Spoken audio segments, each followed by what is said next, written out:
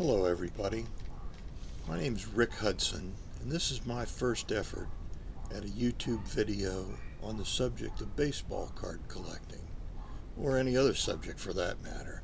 So I hope you'll bear with me as I make probably a wide variety of rookie mistakes. My YouTube handle is going to be Rocketrickj18, and so hopefully you'll see that somewhere in all of this. I am, I guess, primarily a vintage set collector of baseball cards, and I've been collecting.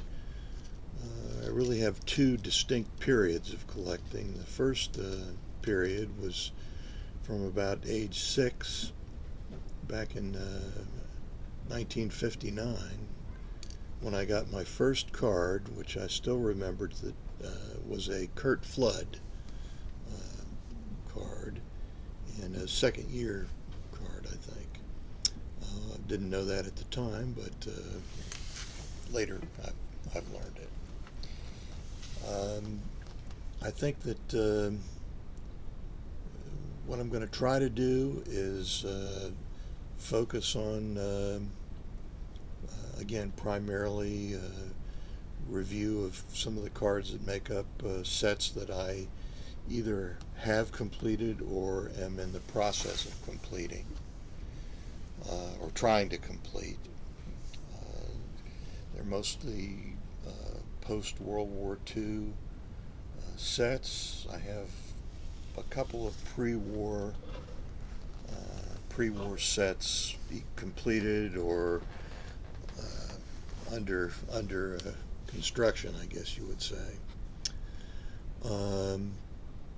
Nothing too far back. The set that I have completed is a 1939 play ball.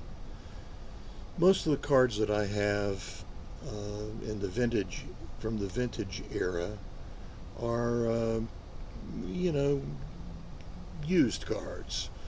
That is to say, they're the kind of cards that you probably would have found in the shoe boxes with rubber bands tied around them. Maybe some that had been used when kids used to sort of flip cards to see who could get it closest to the wall, and then whoever got it closest to the wall would claim the cards, thus gambled. That was kind of a game that played on the playground at school. The school I attended, the ice cream trucks and the pizza trucks that lined up out on the street once you got off of school property also sold baseball cards, and I purchased a lot of baseball cards. Wasn't allowed to chew bubble gum because I had problems with getting cavities and so forth back in those days before fluoridated water.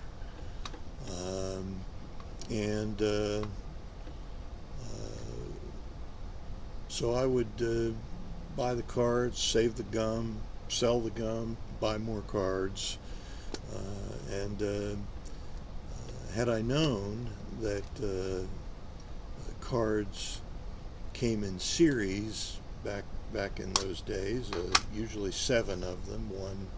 The 7th series contained all the high number cards that were difficult to get later on.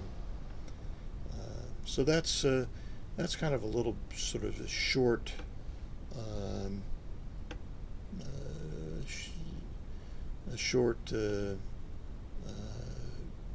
explanation of what I'm all about and how I collect. The second period of card collecting began in 1986, and since then I collected going forward with complete sets, and then going backwards from 1986 to pick up the rest of the sets from the 80s, and I got a lot of those in terms of not only Topps but also Score, Upper Deck, Donruss, Pinnacle, various and sundry other issues.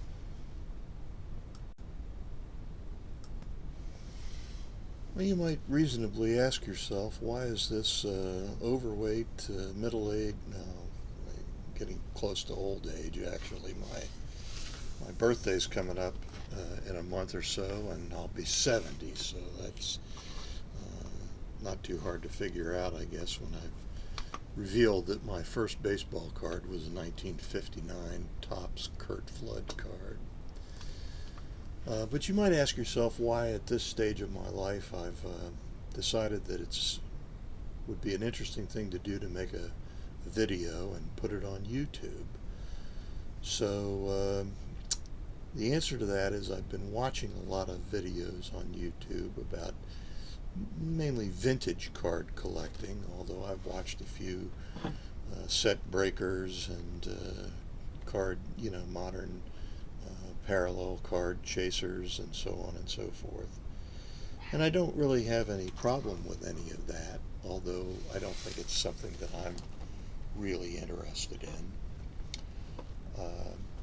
But I have watched quite a lot of videos, and I sort of call them my YouTube heroes.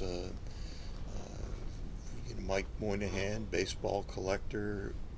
My wife actually saw a video of his and said, here's something on YouTube that you might be interested in. And I was just sort of fascinated. And I said to myself, these guys look like they're having fun and talking about baseball cards with other people who are interested. Like many of you, I don't really have any in-person friends who are baseball card collectors. Well, a lot of the guys my age got into baseball cards back when they were young, and have just not stayed with it, as many of us don't when we're going through those times of our lives where we're having kids and dealing with all the work problems and all the rest of it that goes along with being in those younger years.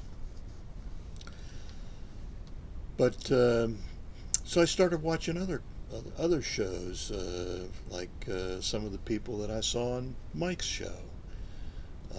I think Don's Field of Dreams, George's Diamond Yard Cars, Blue Jacket 66,